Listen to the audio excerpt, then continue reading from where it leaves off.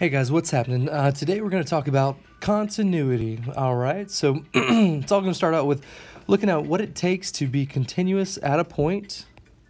Then we'll talk about types of discontinuities, look at a few examples, talk about the intermediate value theorem, and we are not going to talk about EVT today, but we will say that differentiability does imply continuity. So if you are if you have a derivative at a point, that means you must be continuous at that point.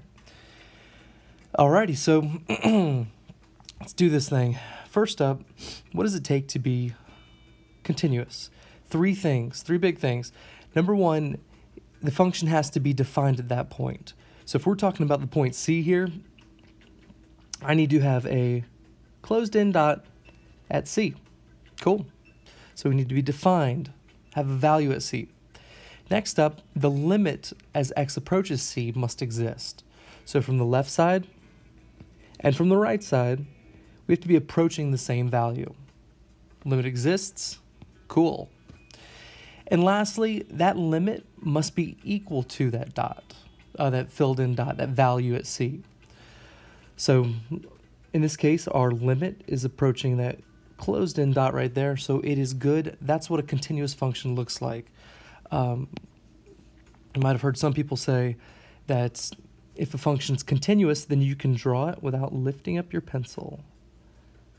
That used to be a good definition, but now you have a better definition, and these are the reasons that you should use when proving something is continuous on an AP test.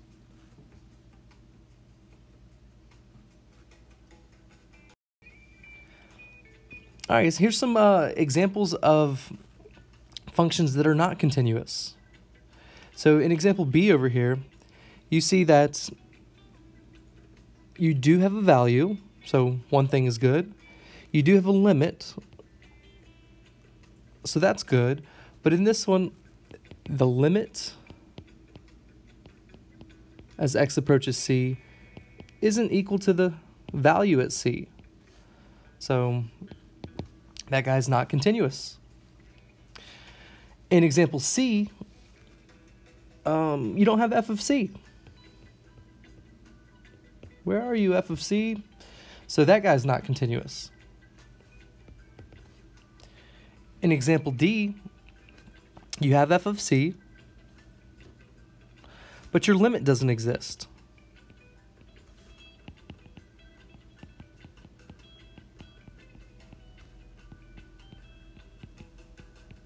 So therefore, the function is not continuous. And in example E, again, the limit doesn't exist. And this one also doesn't have a f of C. So limit does not exist.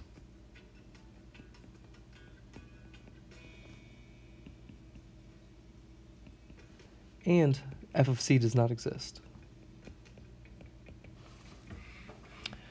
Cool beans. Now on the slide, we have three discontinuities that you'll see often and have to know by name. The first one is a removable discontinuity, also known as a hole. Sometimes you have a value, sometimes you don't, but it's still a removable discontinuity. Okay, up next is a jump discontinuity. So you went from one value on one side, and then you jumped to another value. So maybe like a piecewise function. And the third one is an infinite discontinuity, which you may know as a vertical asymptote.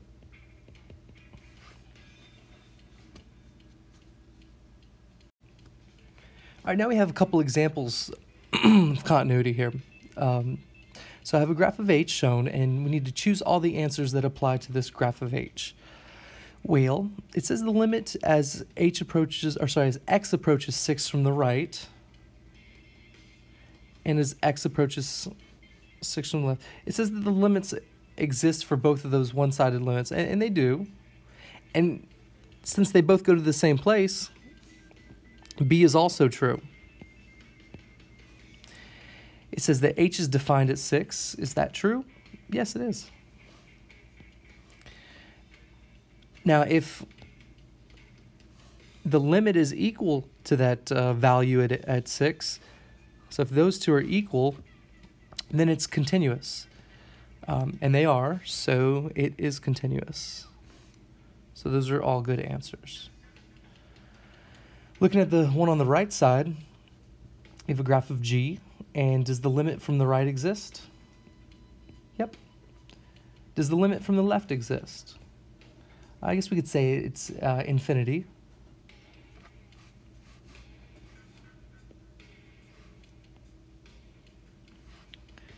All right, and does the limit exist as we approach 6 from both sides? And that's no, because they're going to two different places. Is G defined at x equals 6? No, because there's no closed dot. And there's no way G can be continuous because the value doesn't exist and the limit doesn't exist. So that's a no-go. All right, another similar example. Does the limit exist as we approach -4 from the right? Yes. From the left? Yes. Does the limit as we approach -4 from both sides exist? Well, yeah, they're both going to the same value, so that is good. Is G defined at -4?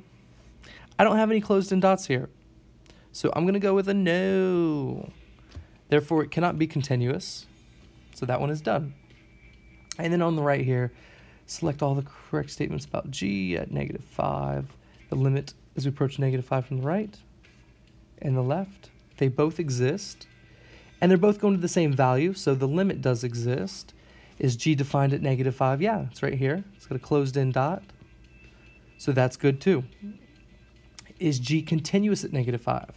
Well, it would be continuous if the limit was equal to the value, and it's not. So therefore, G is not continuous at -5.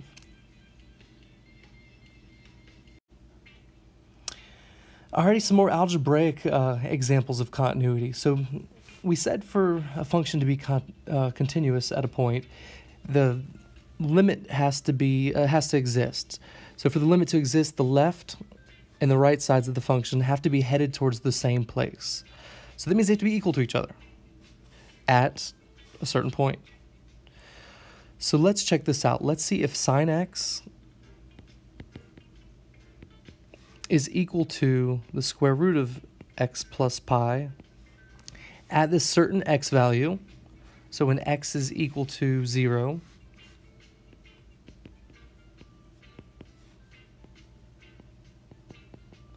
and sine of 0 is 0, and 0 plus pi.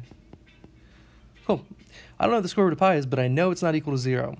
So those two guys are not equal. So the limit wouldn't exist. So it wouldn't be continuous because the left and the right side are approaching different values at x equals 0. So no. Next one, very similar. So we look at the left side and the right side and see if they're headed to the same place when x equals 2. So the left side would be x minus 2 squared. We need that to be equal to 2 minus x squared when x equals 2.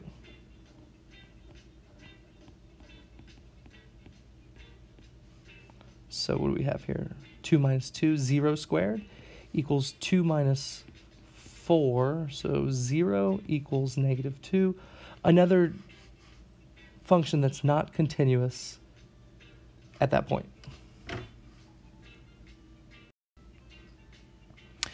All right, this one's slightly different, just a tad bit. We still have, actually this represents the left and the right side. And this represents the value right at x equals -3 because x can't be -3 in this function. And it might be because there's a hole there. It looks like a rational function, and I know I can't just plug a -3 in there to see the value. So I need to try to simplify this in some way. I'm going to do some work over here. So we need x squared plus 5x plus 6 over x plus 3 to be equal to k. For it to be continuous, those have to be equal. And we can't substitute a -3 in here because it'll give us something that's undefined. So I got to see if I can simplify it. Let's see if we can factor the top. X plus 2, x plus 3 over x plus 3.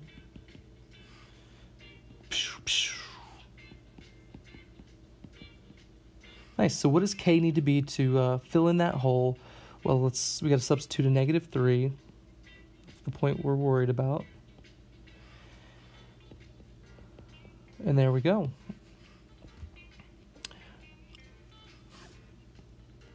So basically what we did there was we found the limit of this function, we found what this function was approaching, and we knew that k had to kind of fill in that hole. So we really did the same process that we did on all the other problems. All right, now this one's still the same thing, but we have a variable here. We have to know what c value is going to make it continuous. So we're still doing the same exact thing. We need the left side to be equal to the right side at a given x value.